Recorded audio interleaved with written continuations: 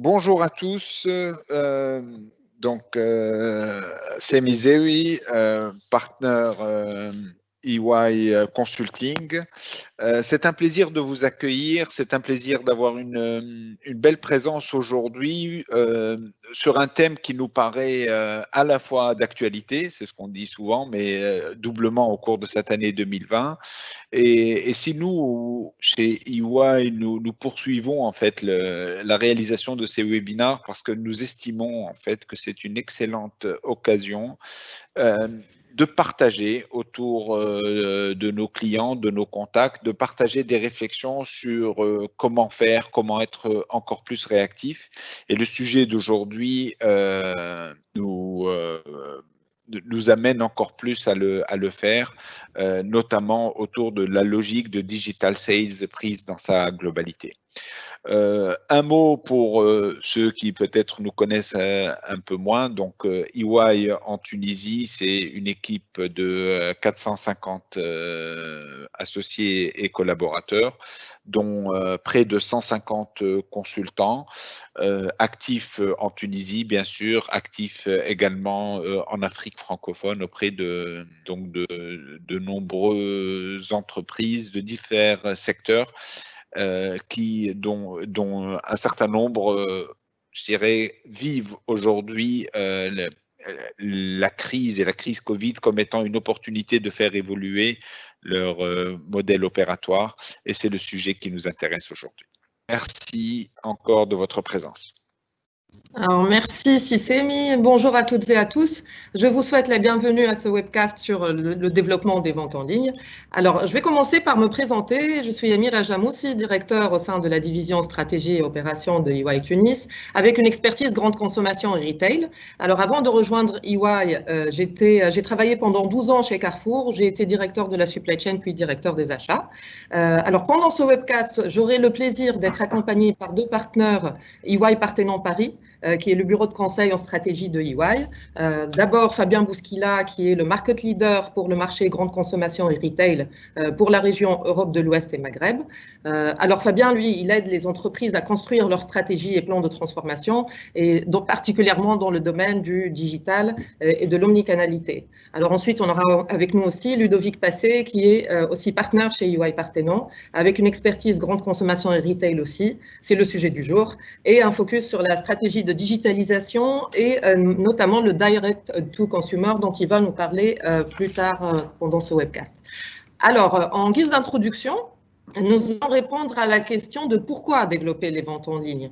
Alors nous, on voit quatre raisons principales. Alors la plus importante, c'est le consommateur, qui lui est de plus en plus intéressé par l'achat en ligne. Alors d'abord, le Tunisien, on le sait tous, est très connecté, avec notamment un taux de pénétration du mobile qui est de 124%.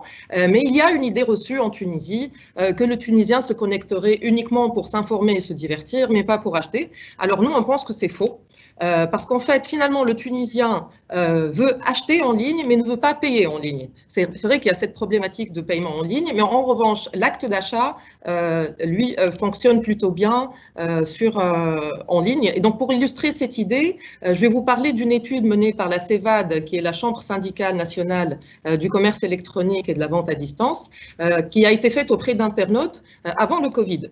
Et il ressortait de cette étude que 65% des internautes ont déjà acheté en ligne. De plus, ce qu'on a constaté pendant la période du Covid, évidemment, c'est qu'il y a eu un engouement sans précédent pour l'achat en ligne, ce qui a permis de faire adhérer un nombre important de personnes à ce nouveau mode de consommation. Donc d'abord, le consommateur qui est de plus en plus intéressé par l'achat en ligne. Deuxièmement, pour vous qui êtes acteur de l'industrie de la grande consommation, il y a une deuxième raison pour laquelle les ventes en ligne deviennent de plus en plus importantes, c'est que les marchés classiques, les circuits classiques de distribution sont relativement en stagnation. Alors même au niveau mondial, on constate que la progression du chiffre d'affaires est seulement de 3% depuis plusieurs années. Par ailleurs, dans la relation avec les retailers, et ce n'est pas moi qui vais vous dire le contraire, on sait que les négociations sont très compliquées et qu'il y a une exigence, il y a une pression qui est portée sur vos marges, surtout dans le contexte d'inflation qu'a constaté la Tunisie sur les dernières années. Et puis, le dernier point qui pousse vers le développement de la vente en ligne, c'est qu'aujourd'hui, la technologie est devenue de plus en plus accessible et les nouvelles technologies rendent l'expérience d'achat en ligne de plus en plus attractive. Voilà toutes les raisons pour lesquelles on pense qu'aujourd'hui, les ventes en ligne vont se développer significativement en Tunisie. L'agenda de ce webcast, l'idée, c'est de vous dire comment vous pouvez développer vos ventes en ligne. D'abord, moi, je vais vous donner plus d'informations concernant le marché du e-commerce en Tunisie.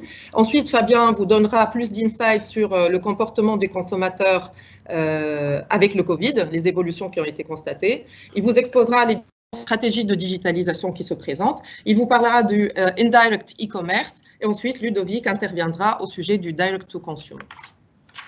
Donc voilà, on va attaquer la première partie qui est avoir une idée sur le marché du e-commerce. Alors d'abord dans le monde, le e-commerce, les ventes de e-commerce ont doublé entre 2015 et 2019. Avec une croissance de plus de 25% chaque année. Ça, c'est au niveau mondial. Le pourcentage aussi des ventes en ligne a doublé. On est passé de 7% de quote-part sur le total des ventes du marché de détail à 14% en 2019. Donc ça nous montre que le e-commerce est aujourd'hui un mode d'achat qui est plébiscité par les consommateurs. Ce qui est projeté en fait, c'est qu'en 2023, le niveau des ventes du e-commerce atteigne 20% de quote-part du marché du détail. Alors ensuite, si on passe aux chiffres du marché tunisien, alors il y a beaucoup de chiffres sur cette slide, je vais vous en donner juste quelques-uns qui sont, à mon avis, les plus importants. C'est que la Tunisie est classée deuxième des pays africains sur l'indice du e-commerce du CNUSED, mais en revanche, même si le e-commerce se développe en Tunisie, il est moins dynamique que d'autres marchés importants africains, comme l'Afrique du Sud, le Nigeria, etc. Après, un chiffre important à retenir, c'est que le volume, la valeur des ventes du e-commerce en Tunisie, alors c'est un chiffre de 2018, c'était 86 millions de dollars. La croissance constatée entre 2017 et 2018 était de 23%, ce qui est une croissance importante, mais en revanche, le e-commerce ne représente que 0,16% des échanges de biens et services, donc vous voyez qu'on est très loin du chiffre qu'on a mentionné tout à l'heure. Alors, les transactions de paiement se font le plus généralement à la livraison, avec 70% des ventes en ligne qui se font avec du cash on delivery. Et puis, il y a, en termes de paiement, alors je vous disais, effectivement, le Tunisien n'aime pas payer en ligne. Il y a seulement 0,6% des paiements qui se sont faits de façon numérique. Il y a eu 4 millions de transactions de paiement électronique, dont 98% qui se sont faits sur les 4 grandes villes que sont Tunis, Sfax, Sousse et Gabès. Alors maintenant, rapidement, quels sont les acteurs de l'écosystème du e-commerce en Tunisie? On va commencer par, en bas à droite, les e-commerce pure players. Évidemment, Jumia, qui est le plus grand généraliste, la marketplace généraliste du marché tunisien. Ensuite, il y a Funa Shop, qui est spécialisé dans l'alimentaire. Tunisianet et MyTech, qui sont plutôt sur l'électronique et l'électroménager. Et puis, beaucoup de nouveaux sites d'initiatives qui apparaissent, comme Tayara Mall, Big Deal, qui est un ancien, mais qui est spécialisé dans les deals groupés.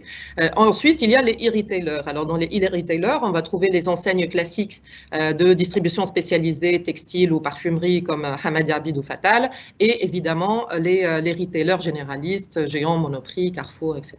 Alors ensuite, si on va en bas à gauche, on a évidemment un acteur très important du e-commerce, c'est les réseaux logistiques, notamment la logistique du last mile. Alors, plusieurs typologies d'entreprises. Il y a la livraison du colis classique avec la Poste tunisienne, Aramex, Tunisia Express. Il y a Intigo qui fait la livraison à moto. Et puis d'autres initiatives comme eWassel, qui est une start-up qui met en place les points relais, qui est un différent mode de distribution last mile. Et puis évidemment, les grands acteurs internationaux de la logistique comme FedEx, UPS, DHL, qui sont sur le e-commerce international. Alors, en dehors de ces deux groupes d'acteurs très importants, après il y a évidemment les facilitateurs de paiement qui sont la Société de monétique tunisienne, la Poste, les banques, etc. Il y a les entités gouvernementales, principalement la Banque centrale de Tunisie qui légifère sur différents sujets, les ministères, la direction des douanes, et puis il y a les associations de e-commerçants. Tout à l'heure, je mentionnais la CEVAD et évidemment l'Organisation tunisienne des consommateurs.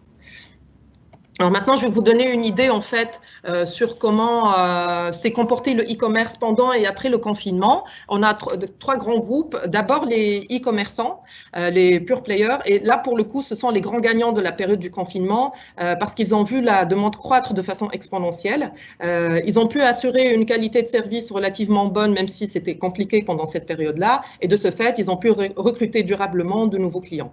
Alors, on va prendre quelques exemples. Le premier, c'est un acteur majeur de la vente en ligne dont le trafic a augmenté de 50% pendant la période de confinement. Alors, il avait limité son assortiment pour simplifier les opérations, mais il y a eu une progression de chiffre d'affaires importante et cette progression de chiffre d'affaires a été maintenue post-confinement par des événements promotionnels qui permettent d'alimenter le trafic. Ensuite, si on prend l'exemple de Funa Shop, par exemple, Funa a eu une telle augmentation de la demande que toutes ses capacités de logistique ont été saturées rapidement. Il y a eu un communiqué qui a été publié le 25 mars 2020 pour annoncer que tous les créneaux de livraison étaient complets pendant une semaine. Il y a beaucoup d'autres exemples. Un site de e-commerce de produits de beauté qui nous a parlé de ses ventes pendant le confinement, qui ont été multipliées par 5 et qui ont continué à être 2 fois plus importantes qu'elles ne l'étaient avant le confinement par la suite, etc.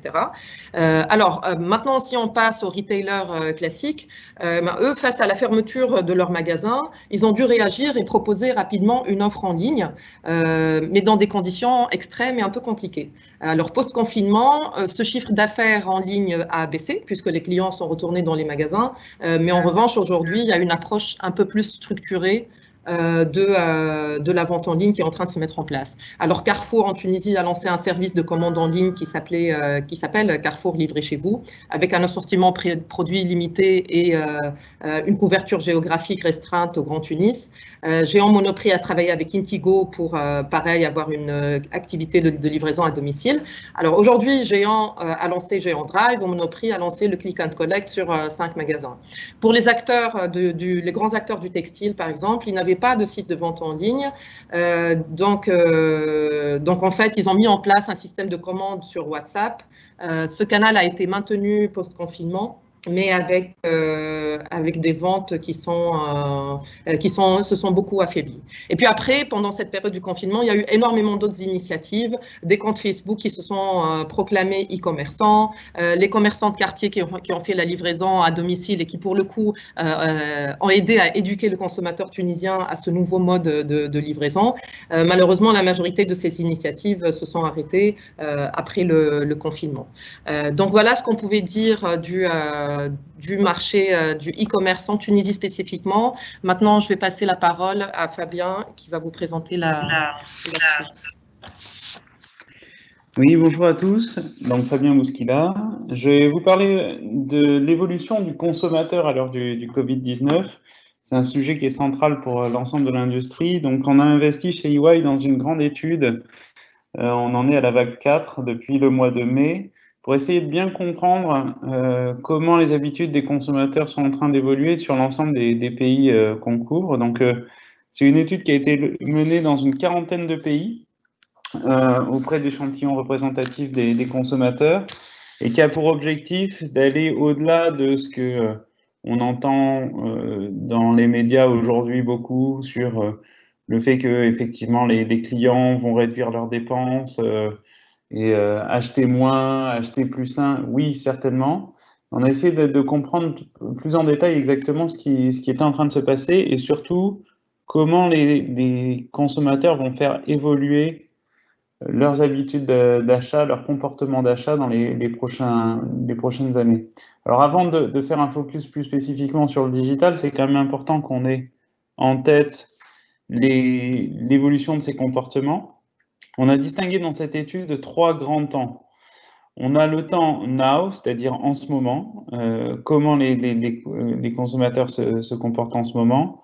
Le segment next, c'est d'ici quelques mois, juste après la fin de la période de crise, comment ils projettent de faire évoluer leur comportement.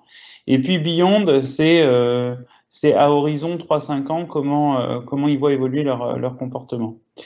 Ce qui est intéressant, en fait, c'est que donc aujourd'hui même, on a donc dans le segment Now, alors là, on est moyennisé sur l'ensemble des 40 géographies qui font partie du panel. La Tunisie ne fait pas partie spécifiquement du panel, mais en fait, on s'aperçoit que on n'a pas des écarts très importants en fonction des pays. On a la Chine qui se distingue, mais sinon, on a quand même une certaine homogénéité dans les résultats qu'on constate sur l'ensemble des pays.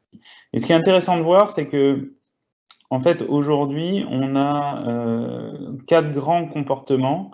On a une partie de la population qui est en train qu'on a appelé cut deep, qui est tout en bas à gauche, qui est en train effectivement de couper ses dépenses drastiquement, généralement parce qu'elle est contrainte à cause d'une perte d'activité, par exemple. On a ensuite un tiers à peu près des consommateurs qui sont en train plutôt de faire des économies et des réserves. On les a appelés save and stockpile. Donc effectivement, c'est des segments qui vont faire plus attention à ce qu'ils dépensent et surtout qui sont un peu inquiets de l'avenir. On a à peu près un tiers de la population qui finalement n'a pas changé radicalement ses habitudes en termes de montant de consommation. Ils se sont adaptés. Et puis 20% qui, paradoxalement, a plutôt tendance à se protéger et à dépenser un petit peu plus, notamment online. C'est là que ça commence à devenir intéressant par rapport à notre sujet d'aujourd'hui. Ce qui est intéressant aussi, c'est de voir comment tout ça va évoluer dans les prochains mois, juste après la crise. On va continuer à avoir un segment keep cutting qui malheureusement va être forcé de réduire ses dépenses. Un stay frugal qui est à 20% à peu près, qui est un peu la continuité effectivement de notre segment save and stockpile, sont des clients qui vont être inquiets de l'avenir et qui vont réduire leurs dépenses. Notamment dans les catégories de dépenses qui sont pas indispensables. Donc on pense aux loisirs en particulier et puis aux gros achats qui peuvent être différés. Un segment get to normal qui prévoit finalement de revenir à peu près à ses dépenses préalables. Et puis cautiously extravagant et back to the bank, on a une partie des consommateurs qui prévoient de quelque part se rattraper par rapport au temps perdu pendant les mois de confinement et de crise, et qui donc sont des segments intéressants aussi à cibler par les marques parce que c'est des clients qui potentiellement vont être capables de payer un premium pour se faire plaisir et rattraper le temps perdu. Et puis donc quand on se projette plutôt à 3-5 ans, ce qui est intéressant, c'est de voir comment tous ces segments se voient eux-mêmes évoluer quand on leur pose la question. Et on voit émerger à long terme effectivement un tiers de la population qui pense qu'il va devoir quand même continuer durablement à rester frugal. Mais on a 4 autres segments qui se dessinent dans notre étude qui montrent qu'il y a d'autres tendances qu'il va falloir capturer. Une tendance autour de la santé, des gens qui vont mettre la santé en premier, la planète, donc toutes les problématiques de RSE, la société et l'expérience. Vous voyez sur ce schéma un peu comment chacun de ces segments se dérive des segments précédents. Voilà. Donc, ce qui est intéressant, ça donne un peu une vision de l'évolution des comportements consommateurs. Et le digital va en fait irriguer l'ensemble de ces segments. Il n'est pas spécifique à l'un ou l'autre. Ça va être un moyen finalement de répondre aux attentes clients de ces différents segments. Alors, on peut peut-être passer sur le slide d'après, Amira. Je me permets juste de faire un commentaire, Fabien, pour compléter ce que tu viens de dire. Ça, c'est vraiment un éclairage très intéressant sur la segmentation de la demande. Et pour vous, acteurs, je ne sais pas, du retail ou de la grande consommation, je pense qu'on a les 2 types de populations représentées aujourd'hui. Si on regarde l'offre, du coup, c'est clair que les crises, comme celles qu'on est en train de vivre, vont toujours amener des défaillances et elles vont probablement conduire à une consolidation un peu du marché. Et donc, les acteurs qui sont rentrés sains dans la crise vont racheter ceux qui sont un peu rentrés en moins bonne santé. Ça, c'est déjà une tendance qu'on observe aujourd'hui, pour sortir un peu renforcé en part de marché. Et comme ce que vient de dire Fabien, et puis si on regarde dans le rétroviseur ces 15 dernières années, les attentes des consommateurs, elles, sont complètement inverses. Ils ne veulent pas du tout de la consolidation, ils veulent au contraire de la différenciation et de l'hypersegmentation. Donc du coup, ce qu'on pense, c'est que cette tendance, elle risque un peu de s'accentuer et imposer aux acteurs que vous êtes de la consommation de développer probablement très fortement la segmentation de votre offre pour essayer de répondre et capter ces nouveaux profils. Ce qui peut être un challenge. Merci Ludovic. Alors justement, pour alimenter ce travail de segmentation, dans le cadre de nos travaux du programme EY Future Consumer Now, on a formulé quelques personas qui peuvent vous aider. Alors là, on n'est pas d'un point de vue marketing, mais plutôt dans une réflexion stratégique à vous projeter sur le type de consommateurs qui vont émerger. On va avoir Anne l'hédoniste, donc typiquement qui incarne les clients qui vont mettre l'expérience au premier plan et qui vont vouloir se rattraper du temps perdu. C'est un profil qui existe déjà aujourd'hui, mais qui sera intéressant à capter, notamment en sortie de crise.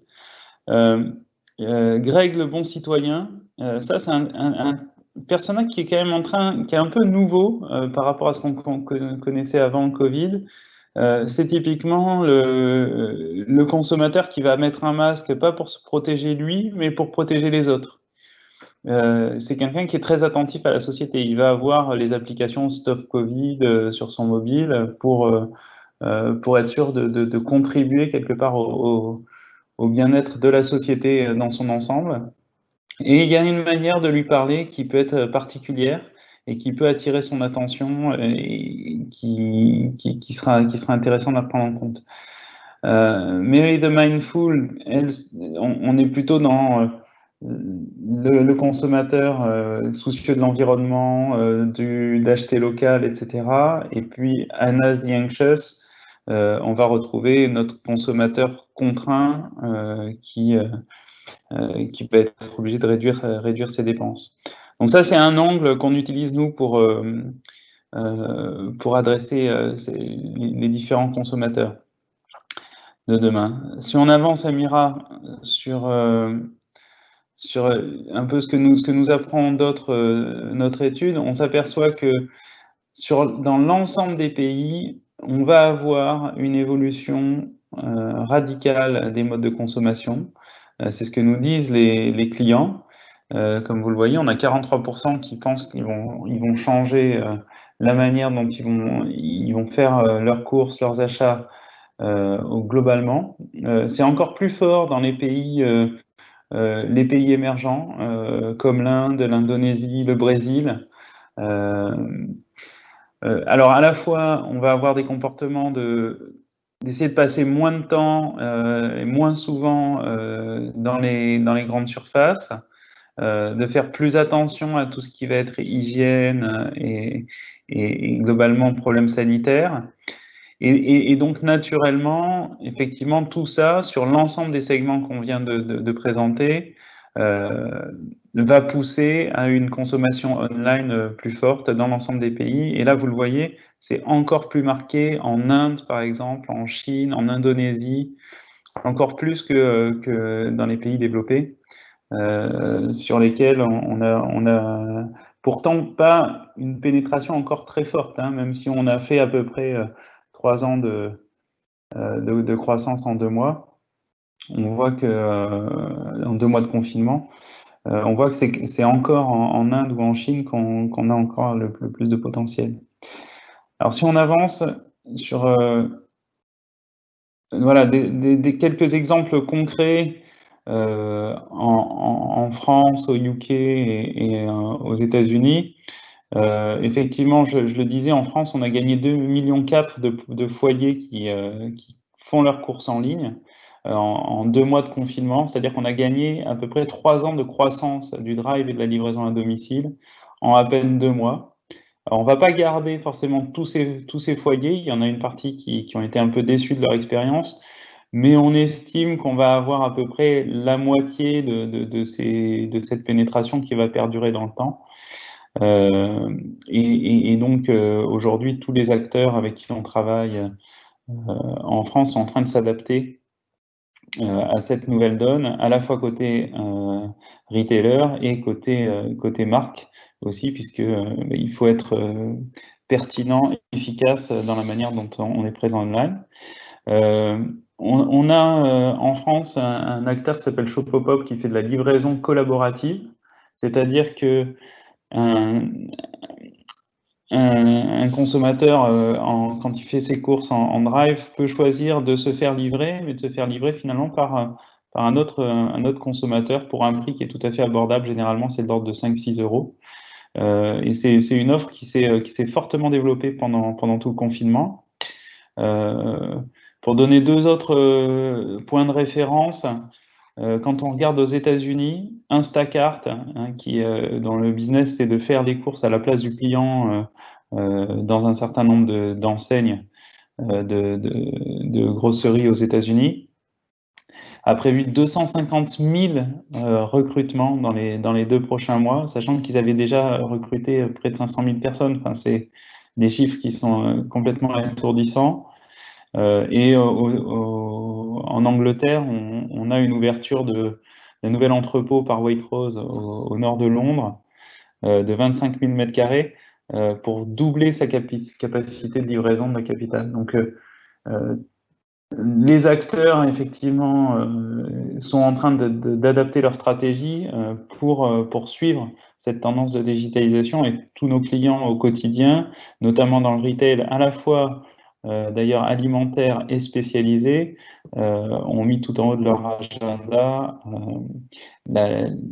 finalement l'adaptation à cette croissance. Un des gros sujets, les deux principaux sujets qu'on voit, nous, c'est principalement comment j'arrive à mettre à l'échelle mes opérations pour les retailers, c'est-à-dire suivre cette croissance, et puis s'assurer qu'elle est rentable, puisqu'il y a quand même un sujet de moindre rentabilité généralement sur les canaux Drive et LAD.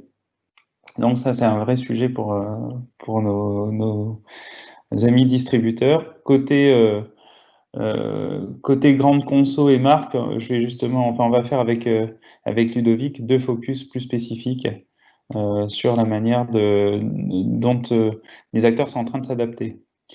On peut passer au slide suivant, Amira. Voilà, un autre exemple de ce qui est en train de se passer.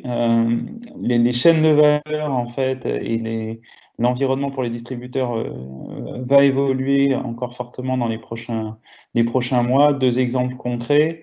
Carrefour, qui a initié pendant le confinement, comme d'autres d'ailleurs distributeurs, c'est le cas de Casino par exemple, un partenariat avec Uber Eats pour faire de la livraison de courses. Et Amazon qui est en train de se lancer beaucoup plus fortement sur tout ce qui est produits frais au UK. Il y a eu des annonces aussi aux États-Unis d'un nouveau magasin à Los Angeles, Amazon Fresh. Donc on peut s'attendre à ce que la chaîne de valeur et l'écosystème de distribution soit lui-même pas mal impacté dans les 24 prochains mois, avec des reconfigurations, l'entrée de nouveaux acteurs comme Amazon qui va venir un petit peu bousculer ça, et puis des partenariats tout au long de la chaîne de valeur. Là, on est entre Carrefour et Uber Eats, mais ce qu'on voit aussi de se développer de plus en plus, et nous, on a eu l'occasion de travailler dessus, c'est des partenariats, en tout cas des nouvelles manières de travailler entre les marques elles-mêmes et les distributeurs, avec plus d'échanges de data, plus d'innovation conjointe, et du coup des vrais joint business plans qui permettent de créer de la valeur pour les deux parties. Alors, plus concrètement, on voulait vous parler aujourd'hui des grandes options pour une grande marque pour se positionner sur le digital. Nous, on les catégorise en trois grandes catégories. D'abord, et c'est là que est l'essentiel du business aujourd'hui, l'opportunité du e-commerce indirect, donc tout ce qui va être présence dans l'alimentaire sur les sites de Drive, mais aussi sur les marketplaces et des sites de e-commerce pour le retail spécialisé. Donc je vais en dire un mot un peu plus en détail dans les minutes qui viennent. Le direct to consumer, qui était déjà une tendance présente avant la crise, mais qui est en train de véritablement prendre une nouvelle dimension. Et là, Ludovic fera un point sur le sujet. Et puis, il y a un dernier sujet qui est le sujet de l'innovation, dans lequel on rassemble à la fois le lancement de nouveaux business, de nouvelles expériences d'achat, et puis de manière de piloter son business. On ne couvrira pas ça aujourd'hui parce qu'on n'a pas le temps, mais effectivement, on le voit chez nos clients dans le domaine du consumer goods. Il y a quand même pas mal d'innovations qui se fait, en particulier sur la manière d'engager les consommateurs d'un point de vue marketing, qui est permis par le digital, avec des nouveaux services sur le mobile, par exemple, qui permettent de les engager beaucoup plus qu'avant. Alors, sur la partie e-commerce indirect, juste un point effectivement sur qu'est-ce que ça rassemble. En fait, on voit 4 grands canaux principaux. Donc le brick and mortar classique qui a développé une offre online. Donc là, on est typiquement dans l'alimentaire sur un Tesco, un Tesco ou un Carrefour. Et puis dans le non-alimentaire sur les galeries Lafayette. Des modèles de pure player online, donc on a tous Amazon en tête, Jumia en Afrique effectivement qui fonctionne pas mal sur ce modèle. Des pure players marketplace, donc là on retrouve Amazon qui fait plus de la moitié de son business aujourd'hui sur un modèle de marketplace dans lequel grosso modo Amazon joue le rôle d'intermédiaire, mais les prix, la logistique et le service après-vente sont gérés directement par les marques. Et puis on a un autre modèle qui fonctionne pas dans tous les pays, mais en tout cas qui fonctionne très bien, on va dire, en Europe du Sud. C'est le modèle des ventes privées ou des ventes flash, et qui concerne beaucoup le textile, mais pas que. Il y a eu une forte diversification des produits ces dernières années. Donc ça fait, on va dire, 4 types de e-commerce indirect. Je propose d'avancer sur, du coup, comment, quand on est une marque de produits de consommation, comment on doit aborder ce e-commerce indirect? Quels sont les facteurs clés de succès? Alors, on a construit avec Ludovic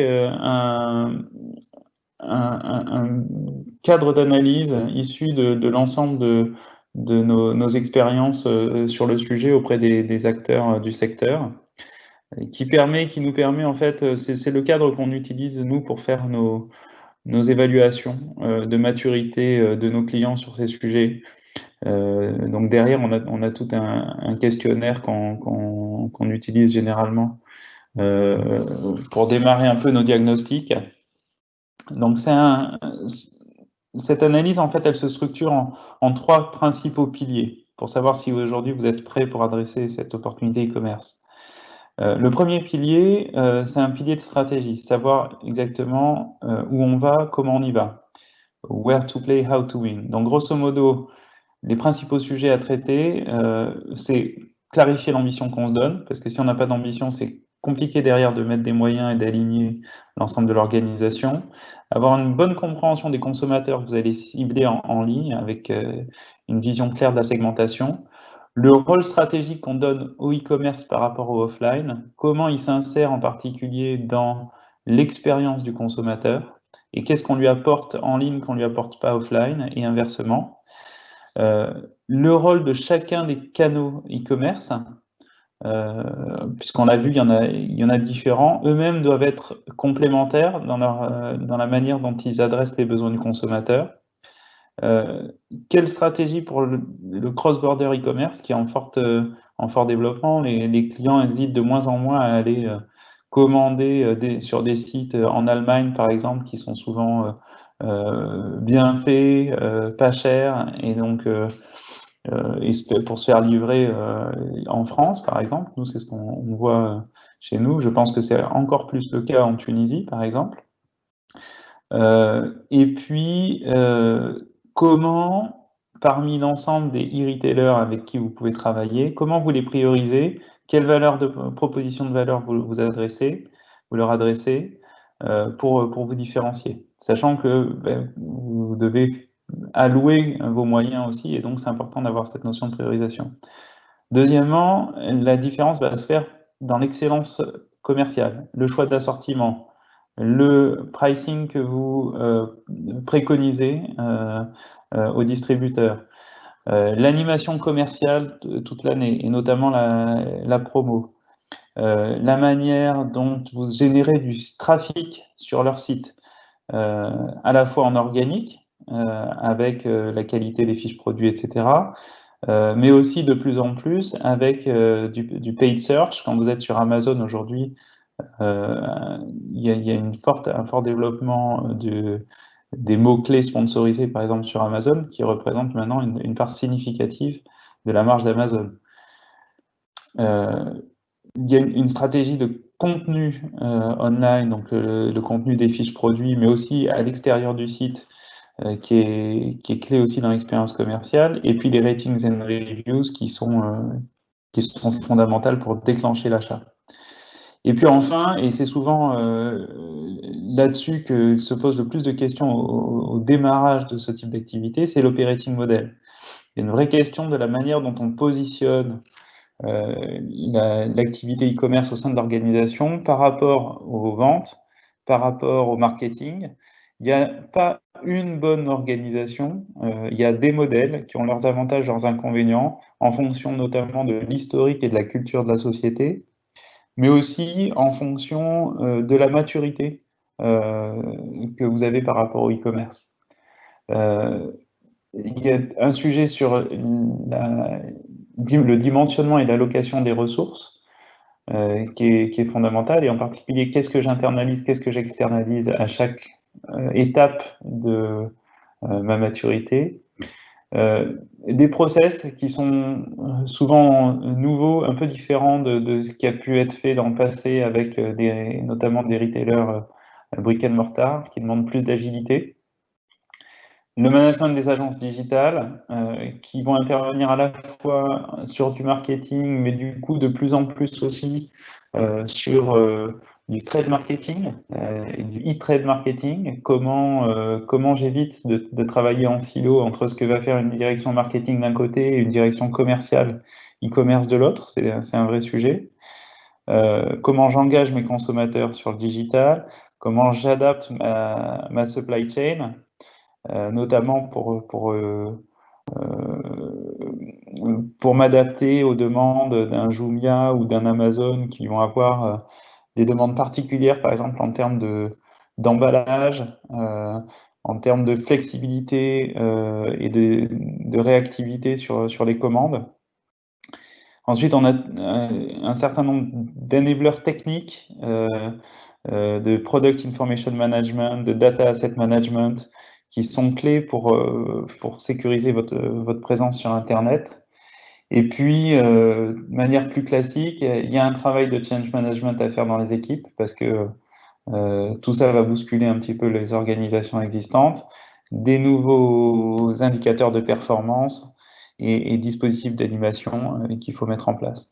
Voilà, donc ça fait beaucoup de choses, ça peut faire un peu peur au départ, mais là aussi, en fait, ce qui est intéressant, c'est de se construire une vision de vers où on veut aller, et puis de bâtir ça de manière progressive au fur et à mesure du développement de cette offre.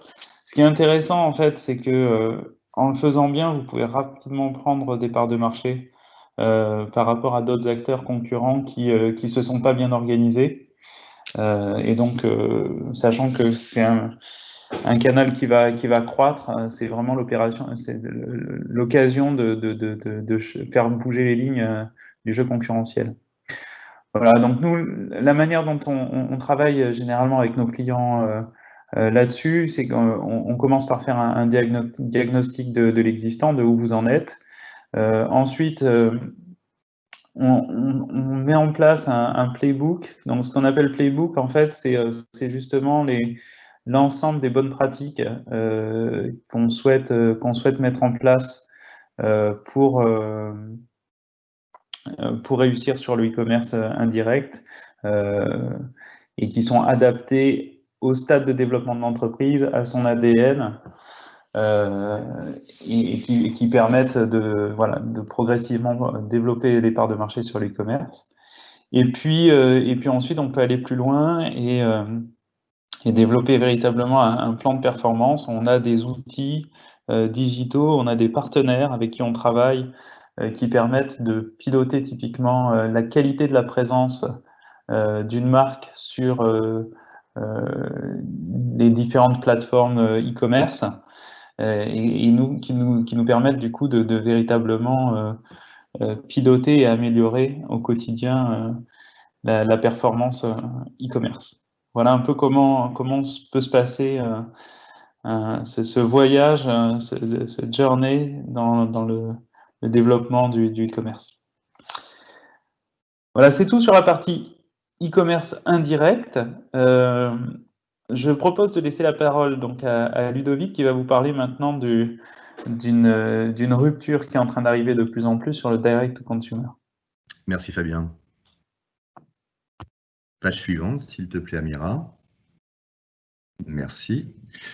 Oui, alors le direct to consumer, je ne sais pas quel est le niveau de pénétration constaté sur le marché tunisien. L'idée, c'est de vous donner un éclairage sur ce qui se passe dans les marchés Europe de l'Ouest ou États-Unis. Ce qui est sûr, c'est que c'est dans ces marchés un peu plus matures sur le sujet. Ce n'est pas un sujet nouveau, c'est un sujet direct to consumer qui fait partie de l'agenda des dirigeants de marques depuis, disons, 10 ans. Et c'est vrai que ces derniers mois, avec la crise de Covid, c'est un sujet qui est accéléré parce que quoi de plus important que de maintenir le lien avec le consommateur en période de crise ou de pandémie. Et le direct to consumer, c'est quelque chose qui le permet et donc de facto de rendre tout ou partie de votre business model un peu plus résilient. Et c'est un sujet évidemment qui va, à mon avis, occuper les esprits des investisseurs ou des dirigeants encore dans les prochains mois. Alors, c'est quand même intéressant de se redire quel est l'intérêt stratégique de direct to consumer, même si tout le monde sait en gros ce que ça veut dire. Nous, on a l'habitude de le structurer suivant 3 axes. Il y a un intérêt autour de la performance, je vais revenir, je vais détailler un petit peu. Il y a un intérêt autour du contrôle, je vais également préciser, puis un intérêt autour de l'efficience, un gain d'efficience. Donc, si je commence sur le premier, sur la première ligne, en vérité, en termes de performance, le direct to consumer, qui peut d'ailleurs se décliner de façon un peu différente, online, vous lancez un site brand.com, hein, voilà, ça c'est du direct to consumer, mais vous pouvez également envisager d'avoir un réseau physique, un réseau de flagship, comme certaines marques en ont fait le choix, ou alors de combiner les deux, d'avoir une approche carrément omnicanal. Donc ça peut être en tout cas dans des marchés matures où la croissance est difficile à capter, ça peut être un réservoir de croissance à actionner. Deuxièmement, évidemment, c'est une opportunité de bypasser le middleman, qui est le retailer. Et ça ne veut pas dire que toute cette marge sera dans votre poche, mais ça vous donnera des marges de manœuvre pour construire un business model un peu différent, qui, par exemple, pourrait mettre en avant une promesse d'accessibilité, prix. On parle beaucoup en France de prix juste, et c'est un sujet d'autant plus important en période, évidemment, de réduction du pouvoir d'achat. Donc, vous pouvez investir dans les prix, mais vous en avez aussi, de manière structurelle, besoin pour investir dans l'acquisition de clients. On y reviendra tout à l'heure. Si vous faites le choix d'un modèle direct to consumer online, évidemment, l'acquisition client est un coût assez important et donc la marge des retailers servira notamment à financer cette acquisition. Et puis, dans des mondes dont on parlait tout à l'heure, où l'offre en fait se consolide, les distributeurs se rassemblent, ça va évidemment être accéléré par la pandémie. C'est un moyen aussi, à voir si vous atteignez la taille critique, mais en tout cas, c'est un moyen sur le papier de réduire votre dépendance aux retailers qui mettent de la pression sur vos prix et sur vos marges. Voilà, donc premier intérêt stratégique, de la performance, au sens large du terme. Deuxième intérêt stratégique, du contrôle.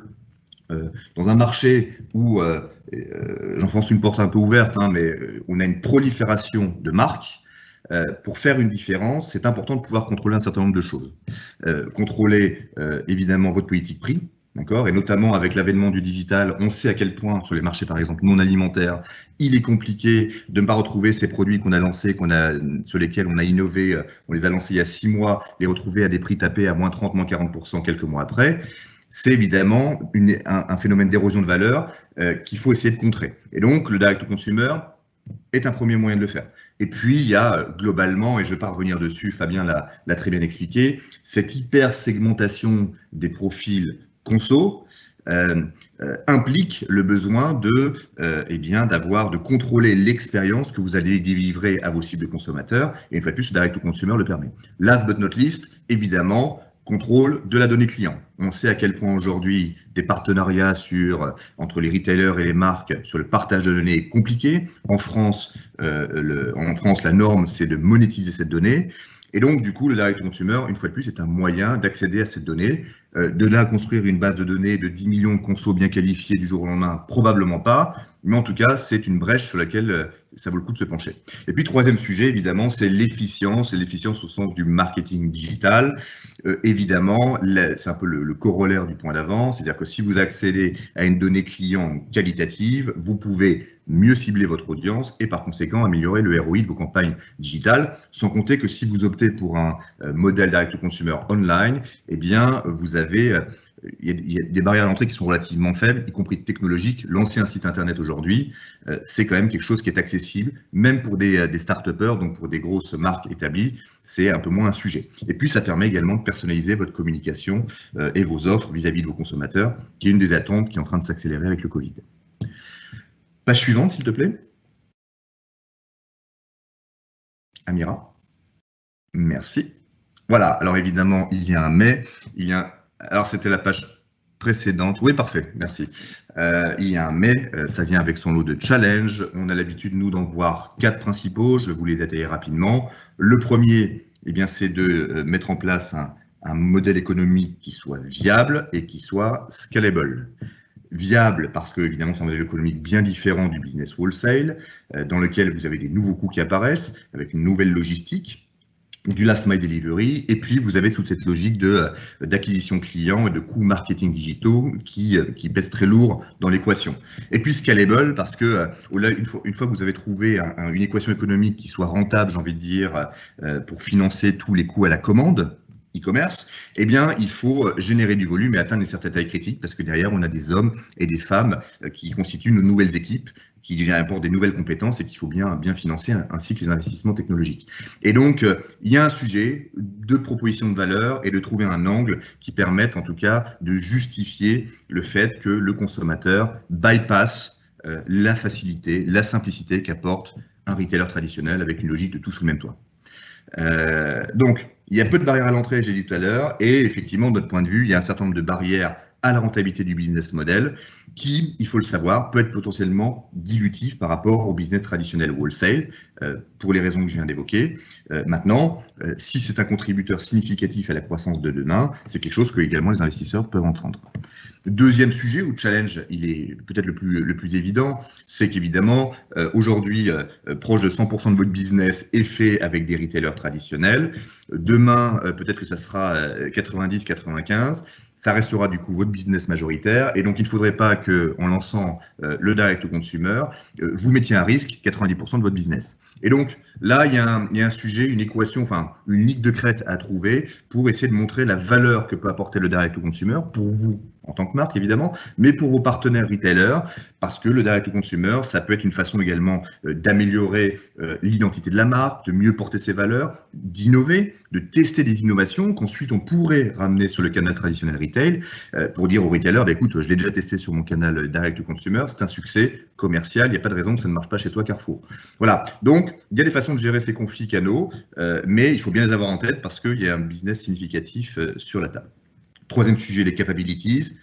Faire du direct to consumer, c'est un nouveau métier pour vous. Donc, il va falloir comprendre comment ou articuler ou positionner cette compétence, ces capabilities direct to consumer au sein de l'organisation actuelle? Est-ce que ça va au sein de l'e-commerce? Est-ce que, parce que c'est un sujet stratégique pour vous, on crée une BU direct to consumer qui reporte directement au COMEX? Il y a plein de modèles qui peuvent exister. En tout cas, il faut trouver le bon pour vous. Et puis, il y a un sujet sur les compétences autour du marketing, autour de la supply chain ou de la techno et de la data. Marketing, c'est évident. On passe d'une logique où on a l'habitude d'animer la marque pour améliorer sa notoriété et la pénétration dans les foyers, à une logique où il faut construire des communautés de consommateurs engagés qui vont commander, qui vont être fidélisés et puis qui vont nous recommander. Et donc, c'est évidemment une autre logique marketing avec d'autres compétences en termes d'imitation, où les réseaux sociaux jouent un rôle important. Et puis la supply chain, passer d'une logique one to few à one to many, avec toute la complexité induite par le last mile, évidemment, est un sujet aussi à bien traiter. Et puis dernier point, sur lequel EY évidemment a beaucoup réfléchi, c'est toutes les implications légales et fiscales de la mise en place d'un business direct to consumer. Si on prend le côté légal, évidemment, il y a le sujet de la compliance de votre politique direct consumer, de votre politique data, avec par exemple les normes européennes GDPR. Page suivante, si tu veux bien. Voilà. Alors, là, c'est le direct to consumer. Ce que je vous ai dit jusqu'à présent, c'était vrai il y a 6 mois ou il y a 1 an. Cette petite page, c'est juste pour vous dire, et d'ailleurs, c'est encore plus vrai suite au Covid. À gauche, on voit, je ne reviens pas sur l'étude que Fabien a présentée, mais oui, il y a des changements de consommation qui sont importants avec une accélération du digital. Ces modes de consommation sont sûrement là amenés à rester, avec des gens qui consomment de plus en plus à la maison, qui utilisent des sites internet pour des catégories qu'ils n'avaient pas utilisées avant. Ça, c'est l'habitude un peu Covid. Et comme le Covid va être là encore pendant 12 mois, même si je ne veux pas être à l'oiseau de mauvais augure, on sait que tant qu'il n'y aura pas de vaccin, il n'y aura pas de répit. Et donc, le vaccin, 12-18 mois, disent les meilleurs experts. Du coup, durant cette période-là, il est probable que ces habitudes soient amenées à rester dans les habitudes de consommation. Bon. Et donc, ça c'est le premier point. Et à droite, ce qu'on voit, c'est quand on regarde la communication des investisseurs ou des entreprises dans leur rapport annuel quand on compare avant le Covid et après le Covid, les différentes thématiques qui sont évoquées, eh bien, effectivement, le direct to consumer arrive en bonne position avec un doublement de l'évocation du thème direct to consumer dans les publications qu'on a pu consulter. Donc, c'est un sujet qui devient de plus en plus à l'agenda des différents industriels. Page suivante, si tu veux bien. Voilà. Alors, il y a un certain nombre de marques qui n'ont pas attendu le Covid pour se lancer sur le direct to consumer. Ces 2 marques qui sont très connues, c'est pour ça qu'on les a choisies. Il y a évidemment Nike, avec, si vous regardez les chiffres, et vous pouvez les mettre à jour d'ailleurs, mais le message sera le même, vous voyez que la contribution attendue à la croissance du canal e-commerce direct, donc vraiment Nike.com, c'est plus de 50% du chiffre d'affaires de Nike.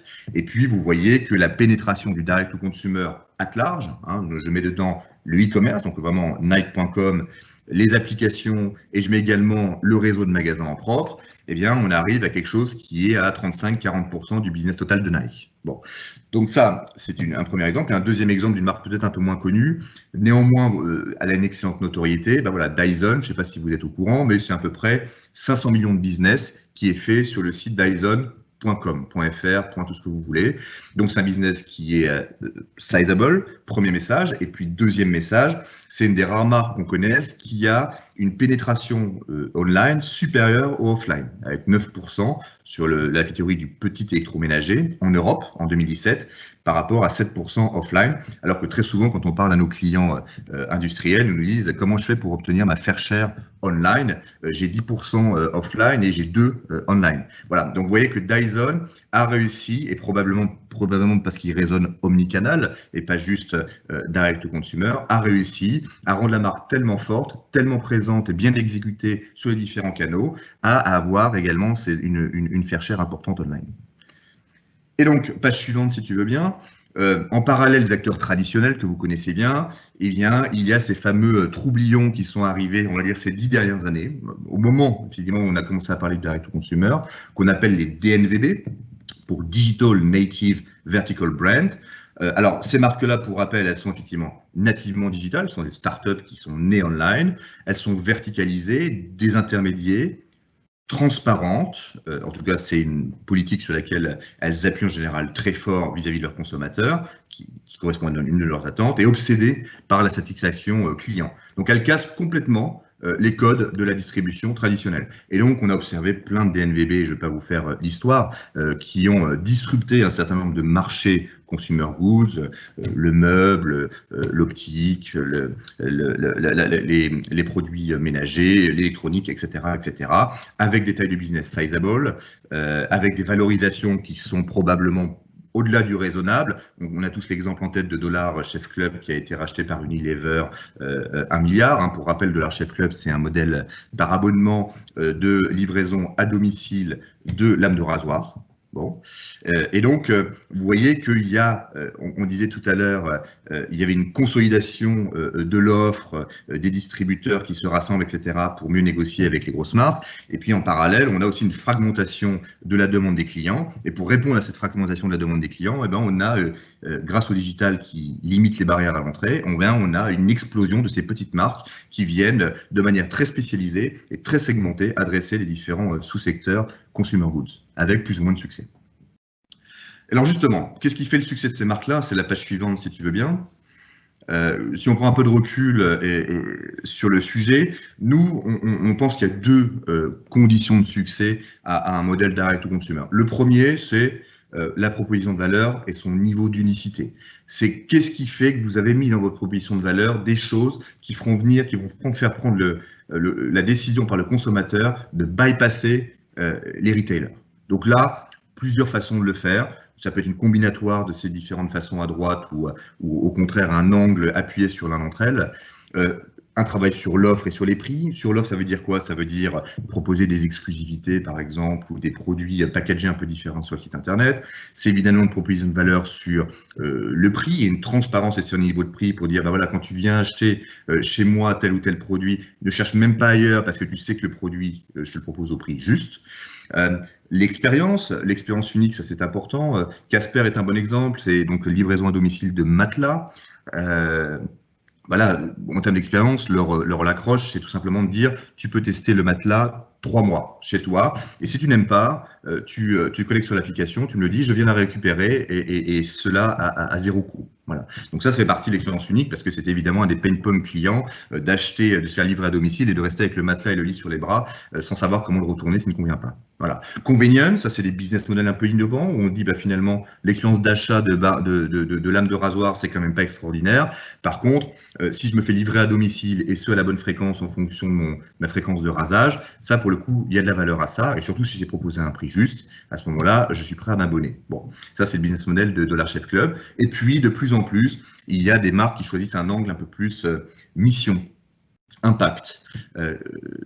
Vous n'achetez pas une marque, quand vous achetez chez moi, chez The Honest Company, vous achetez un système de valeurs. Vous achetez les engagements que poursuivent une communauté. Voilà. Et donc, ça, probablement, ça va pouvoir adresser une certaine frange de la population post-Covid. Probablement pas tous, mais ça peut être intéressant à avoir en tête. Ce premier angle est hyper important, mais il ne suffit pas. Le deuxième angle pour nous qui justifie un succès d'un modèle direct to consumer, c'est la capacité à créer des barrières à l'entrée. D'accord ? Et donc, ça, de notre expérience, ça tourne autour de l'utilisation de la donnée, parce que cette donnée, si elle est bien utilisée, elle peut servir à plein de choses. Elle peut servir à détecter des nouvelles tendances sur le net, elle peut servir à tester des nouveaux produits, tester des innovations à moindre coût, elle peut servir à personnaliser les offres, et tout ça, évidemment, crée des barrières à l'entrée une fois que vous avez une taille critique et que vous utilisez correctement cette donnée de manière un peu industrielle. Et puis, un autre exemple, c'est l'intégration verticale. Évidemment, si vous avez une taille critique suffisante pour investir dans votre propre outil de production ou centre logistique, ça peut faire la différence. Voilà. Et puis en page suivante, si tu veux bien, Amira, pour conclure, je vois qu'on a dépassé un petit peu le temps réglementaire. Voilà, il y a plein d'autres sujets à aborder, mais là sur cette page-là, l'idée c'était de vous dire un peu quelles sont les bonnes questions à se poser si vous considérez à un moment ou à un autre de mettre en place, de développer une stratégie direct au consumer et puis de l'exécuter correctement. Pour nous, il y a 6 grandes questions adressées. La première, c'est qu'est-ce que vous voulez faire de ce canal? Je dirais même plus que ça, c'est pas un canal, c'est un nouveau business model qui est le direct to consumer. Est-ce que c'est pour aller chercher de la croissance, pour connaître mieux vos clients? Est-ce que c'est pour effectivement réduire la dépendance des retailers, améliorer la rentabilité de vos opérations? Voilà, tout ça doit être bien clair avant tout pas supplémentaire. Deuxième question. Size of the prize. J'ai trop assisté à des workshops avec des clients où finalement on a des idées aussi fabuleuses qu'elles soient, aussi innovantes qu'elles soient. Quand on fait le calcul, même sur le coin d'une enveloppe, on se rend compte que le marché n'est pas sizable. Et ça, évidemment, compte tenu de vos besoins de croissance et vos besoins de financement, on ne peut pas juste générer de la complexité sans ROI. Donc le size of the prize de l'opportunité direct to consumer doit très tôt être évalué. Troisième question.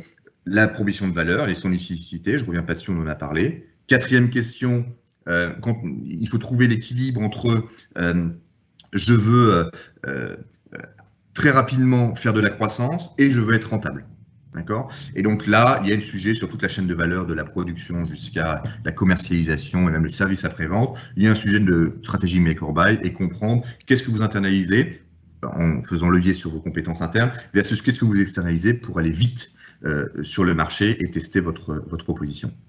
Cinquième question, évidemment, quel modèle opérationnel et quelles sont les capabilities les plus critiques sur lesquelles s'appuyer. Et puis dernière question, évidemment, il n'y a pas de bon business sans un bon suivi de la performance. Et évidemment, comme c'est un autre métier, direct to consumer, il y a d'autres KPIs qui ne sont pas ceux que vous suivez aujourd'hui. Et il faut très vite les identifier. Ça va tourner autour du panier moyen, ça va tourner autour des fréquences d'achat, de la customer lifetime value. Enfin, il y a plein de choses intéressantes à regarder qui permettront de juger de la performance et de la solidité de votre business direct to consumer. Donc, en fait, 3 questions autour du where to play et puis 3 questions sur comment faire pour réussir à mettre en place cette stratégie de manière gagnante. À toi, Amira. Merci beaucoup, merci Fabien, merci Ludovic. Alors, je pense que simplement pour conclure, je pense que vous savez ce qu'il vous reste à faire maintenant. Fabien en a parlé pour le indirect et Ludovic en a parlé pour le direct to consumer. Donc, les 5 points essentiels, c'est la stratégie, les objectifs de vente, quels sont les canaux sur lesquels vous voulez aller, comment développer les compétences en interne pour le marketing, les opérations et la technologie, et les KPI, la mesure de la performance, et puis la transition et la culture du changement, comment digitaliser vos équipes avant de digitaliser les ventes. Donc, je pense que la discussion est intéressante et qu'on pourrait la continuer avec vous au travers de vos questions. Si jamais vous voulez nous contacter, vous avez les adresses mail qui étaient précisées dans l'invitation. Donc, n'hésitez pas à revenir vers nous pour poser vos questions. On ne va pas plus prolonger le webcast parce qu'on a déjà débordé par rapport à l'horaire prévu. On espère que ça vous aura intéressé et interpellé. Et puis, ce qu'on fera aussi, c'est qu'on vous transmettra le support de présentation de manière à ce que vous ayez tous ces éléments en main. On vous remercie pour votre présence et puis on espère qu'on va pouvoir continuer à discuter de ces points avec vous dans le cadre de réunions one-to-one. Merci à tous et bonne fin de journée.